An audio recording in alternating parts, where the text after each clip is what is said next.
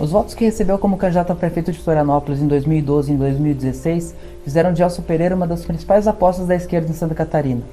No Cabeça de Político dessa quinta-feira, ele nos conta qual é o seu projeto e qual é o projeto do PSOL na eleição.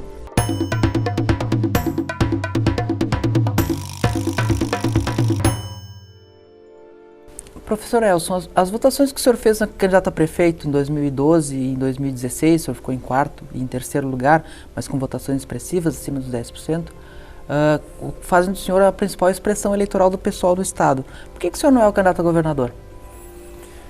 Bom, essa é uma pergunta interessante. A gente é um partido que faz debates internos, né?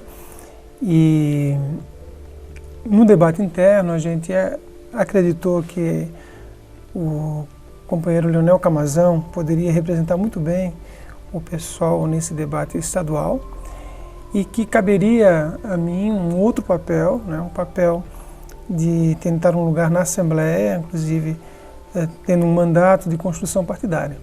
Qual é o projeto do PSOL em Santa Catarina, então? Então, o PSOL ele está crescendo em Santa Catarina. As eleições de 2012 foram um marco, né, em termos eleitorais, mas as eleições elas não representaram, do ponto de vista territorial do Estado, uma abrangência que fosse de leste a oeste, de norte a sul. Nós ainda estamos muito restritos aqui à região da Grande Florianópolis. Por mais que nós tenhamos presença em algumas outras cidades, mas o nosso forte é aqui em Florianópolis e a região metropolitana.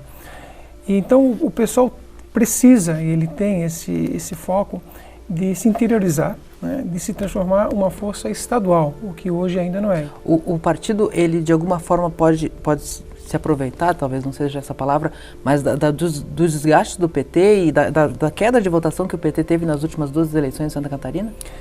O PSOL ele trabalha programaticamente, né? Então ele tem uma coerência programática que vem ao longo dos anos e quer conquistar o eleitor a partir dessa ideia de ser uma alternativa da forma de governar as cidades de Santa Catarina, as grandes cidades, as cidades médias e o Estado. Mas ele não quer fazer proselitismo político, ele não quer buscar adeptos por buscar, ele quer ser uma alternativa. Se há pessoas dentro do campo da esquerda, dentro do campo mais crítico, né, que veem no PSOL essa possibilidade, é exatamente esse o caminho que o PSOL aposta. Existe a possibilidade do PT estar junto com o PSOL, do PSOL estar junto com o PT na eleição catarinense? Eu não tenho visto movimentos nesse sentido, né? O PSOL, todos sabem, nasce historicamente de uma conjuntura difícil dentro do PT, ele nasce como oposição ao PT, e hoje não vejo movimentos nem nacionalmente, muito menos em Santa Catarina nesse sentido. Como que o senhor avalia o cenário nacional e a pré-candidatura do partido, que é o do Guilherme Boulos? O Guilherme Boulos representa hoje um elemento simbólico importante nacionalmente, né?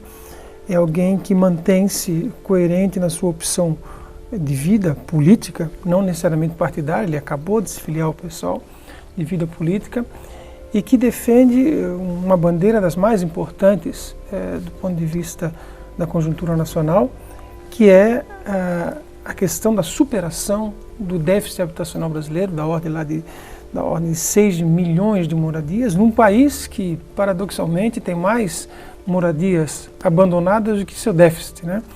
Então é alguém que luta há muito tempo, muito novo, ele tem 35 anos, mas é alguém que luta já há muito tempo em defesa do direito à moradia, que é um direito constitucional. E vê no PSOL, né, essa possibilidade de continuar coerente com essa sua luta. E o PSOL, claro, evidentemente vê na pessoa do Boulos alguém muito identificado com suas lutas. Então eu vejo com muito bons olhos, né, essa aproximação do Guilherme com o PSOL, crente que esse debate sobre direitos essenciais precisam ser centrais numa conjuntura tão difícil como está a economia e a política brasileira hoje. A proximidade dele com o PT e inclusive o protagonismo dele na defesa das manifestações contra a prisão do ex-presidente Lula, não reforçam aquele estigma que o pessoal tem de ser linha auxiliar do PT? Olha, é preciso separar, né, claramente, quando que o Boulos ou o pessoal se coloca numa situação de defesa do aspecto da democracia, dos direitos essenciais. Uma democracia madura, ela precisa garantir os direitos essenciais da pessoa. Então é preciso separar essa defesa de direito com uma defesa do PT ou se acessória ao PT.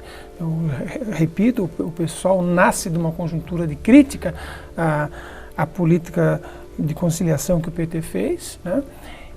Mas no momento em que se o pessoal julga que há uma violação da democracia, dos princípios e que há um golpe parlamentar, o pessoal não poderia se colocar em outra posição a não ser a defesa da democracia e dos direitos fundamentais. O Boulos, ele vai no mesmo sentido. Por muito pouco o senhor não foi para o segundo turno contra o Jean Loureiro, do PMDB, que acabou vencendo Angela Min, do PP, naquela disputa. Como é que o senhor está vendo essa gestão do Jean Loureiro, especialmente na questão das greves, das dificuldades junto a sindicatos? As duas candidaturas que foram para o segundo turno, em 2016, elas representavam a mesma forma de pensar a política, né? Então, apesar de uma estar contra a outra e ser de grupos, aparentemente, são grupos distintos, mas apresentavam uma mesma ideia de como governar a cidade, de como a política deve ser feita. O pessoal e a minha candidatura representavam uma alternativa a essas duas candidaturas.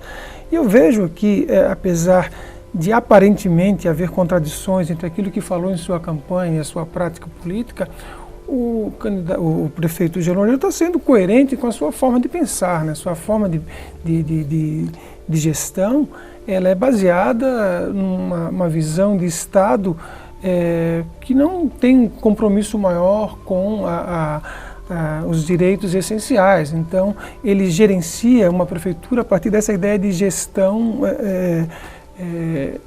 privada, né? Então, a OS agora, as organizações sociais, elas são um exemplo desse tipo de coisa. O não diálogo com os trabalhadores se colocar a direção da prefeitura contra os trabalhadores é um outro retrato dessa postura política, né?